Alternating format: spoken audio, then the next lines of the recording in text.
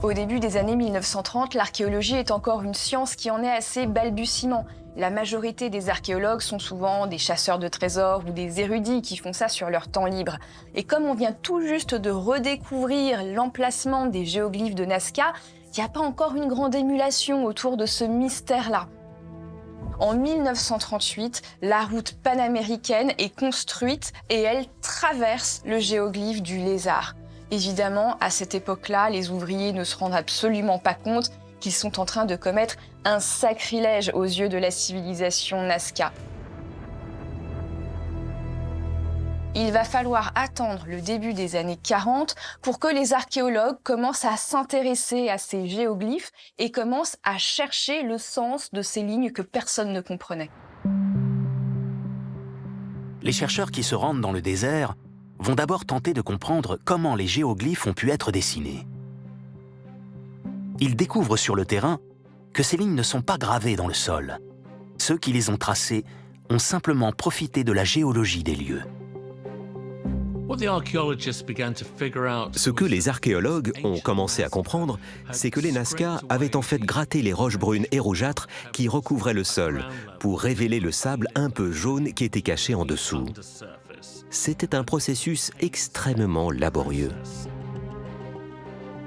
Avec le temps, les pierres du désert se sont oxydées et ont acquis cette teinte sombre. En dessous de la roche se trouve du sable très clair.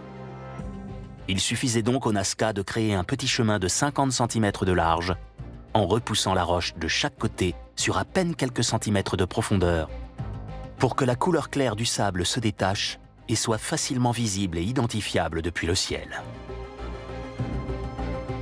Pour tracer les lignes, ils utilisaient des piquets en bois et des cordes. On pense que la civilisation Nazca connaissait très bien les mathématiques et la géométrie. Pour faire ces immenses géoglyphes dans le désert, on suppose qu'ils avaient d'abord un modèle réduit sur lequel ils faisaient un carroyage, c'est-à-dire une série de carrés dans lesquels le motif était découpé. Et quand ils arrivaient sur place dans le désert, ils reproduisaient ce carroyage en tendant des cordes entre plusieurs pieux. Et ils reproduisaient chaque petit carré dans un grand carré en réel dans le désert. Et c'est comme ça qu'ils pouvaient faire ces immenses géoglyphes en garantissant que le dessin ressemblerait à ce qu'ils avaient imaginé. Mais décrypter les techniques utilisées par les Nazca pour tracer leurs lignes ne répond pas à la question principale. Celle que tout le monde se pose. Que signifie-t-elle ? Et pour quelle raison ce peuple ancien a-t-il passé autant de temps et dépensé autant d'énergie à laisser ses empreintes dans le sol, alors qu'eux-mêmes étaient incapables de les observer depuis le ciel ?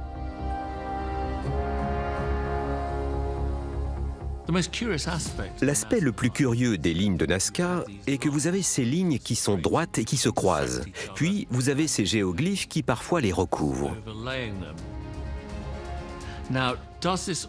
Tout cela avait-il un seul et unique but ?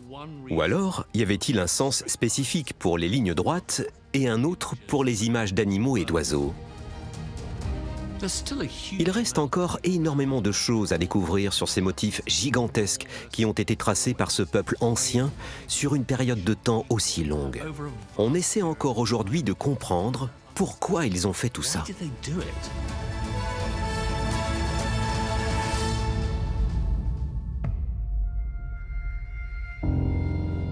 La première étude d'envergure qui va tenter de répondre à cette question commence en 1939 sous la direction d'un historien américain, Paul Kosok.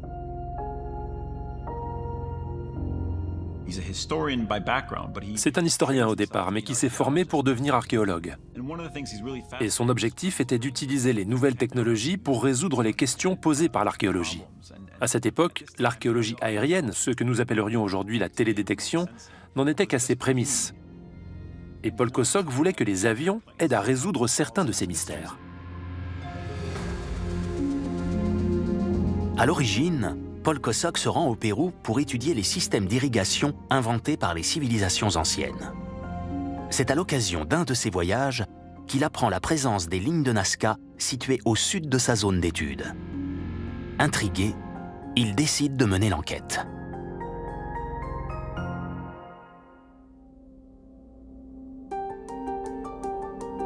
Pour expliquer la présence de ces lignes, il s'oriente d'abord vers son domaine de prédilection, la gestion de l'eau.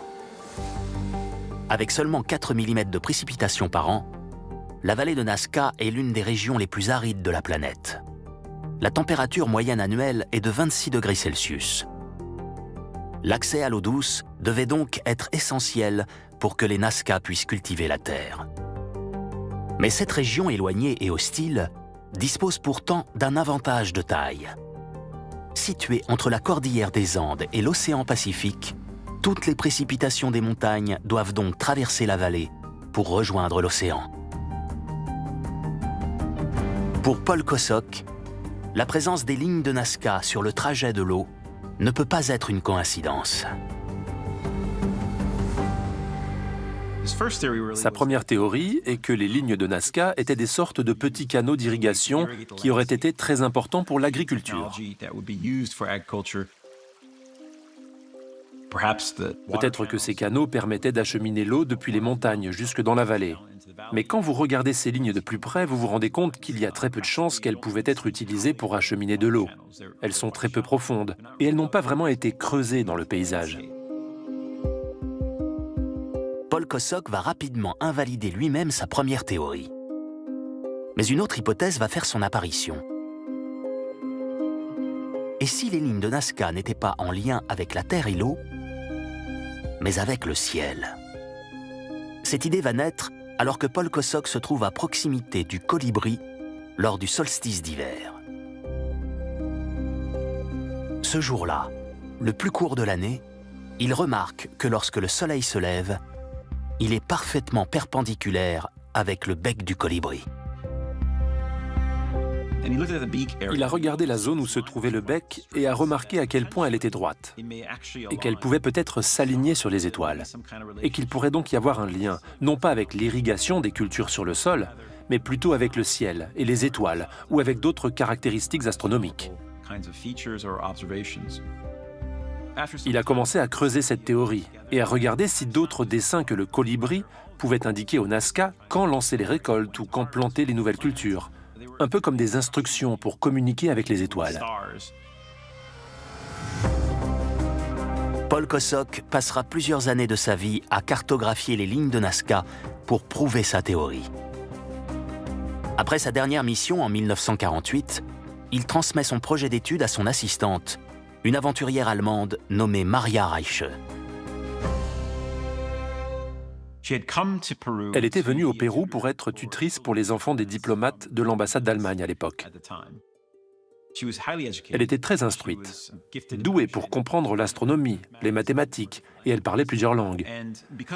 Mais à cause de la Seconde Guerre mondiale, elle a dû rester au Pérou. Elle est tombée amoureuse du pays et c'est là qu'elle a rencontré Paul Kosok.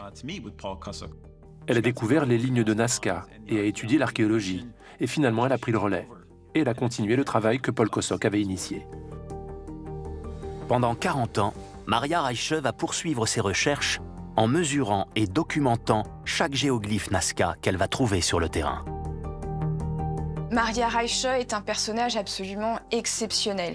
Il faut l'imaginer au milieu du XXe siècle, en train de sillonner le désert toute seule, à pied, avec une échelle sous le bras, à la recherche des géoglyphes disparus. Ils dataient tous de 1500 ans pour la majorité d'entre eux, et il y avait l'érosion et la poussière qui en recouvraient une partie. Il fallait donc beaucoup de patience pour se remettre dans la tête de cette civilisation et essayer de retrouver les traces de ces géoglyphes. Elle montait sur son échelle, elle observait, et quand elle trouvait quelque chose qui pouvait ressembler à un géoglyphe, elle le déblayait pour être certaine qu'il s'agissait bien d'un de ces motifs créés par les Nazca. C'est grâce à elle que les motifs de Nazca vont être classés au patrimoine mondial de l'UNESCO en 1994. Maria Reiche est devenue vraiment obsédée par les lignes de Nazca. Elle était évidemment douée pour l'archéologie, mais elle a également pu apporter ses connaissances, acquises dans sa jeunesse, en mathématiques et en astronomie. Elle a donc rassemblé toutes ses compétences pour développer la théorie de Paul Kosok, qui était que non seulement ces géoglyphes faisaient partie d'un vaste livre astronomique, mais qu'ils représentaient même des constellations entières, qu'ils étaient en réalité des groupes d'étoiles. groups of stars.